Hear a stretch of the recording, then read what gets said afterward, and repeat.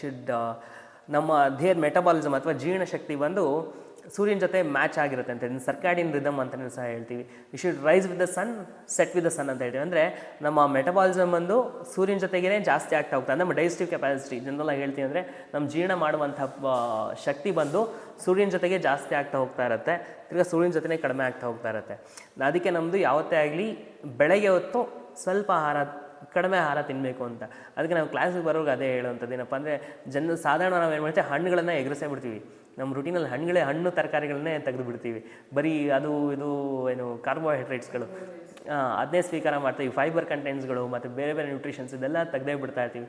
ಅದಕ್ಕೋಸ್ಕರ ಬೆಳಗಿಂದು ಬ್ರೇಕ್ಫಾಸ್ಟ್ನ ಹಣ್ಣು ತರಕಾರಿಗೆ ಬೇಕಂದರೆ ಮತ್ತು ತಿರ್ಗಾ ಇದೆಲ್ಲ ಕಾಂಬಿನೇಷನ್ಸ್ಗಳು ಮ್ಯಾಟ್ರ್ ಆಗುತ್ತೆ. ವಿರುದ್ಧ ಆಹಾರಗಳಂತ ಹೇಳ್ತೀವಿ. ಹಣ್ಣು ತರಕಾರಿ ಎರಡು ಮಿಕ್ಸ್ ಆಗಬಾರ್ದು. ಒಂದು ಹಣ್ಣು ಸಪ್ರೇಟಾಗಿ ತಿನ್ನಬೇಕು, ತರಕಾರಿ ಸಪ್ರೇಟಾಗಿ ತಿನ್ನಬೇಕು. ಮತ್ತು ಎರಡಕ್ಕೂ ಸಹ ಅದರದ್ದೇ ಅಂದರೆ ಡೈಜೆಸ್ಟಮ್ ಪೀರಿಯಡ್ಗಳಿರುತ್ತೆ.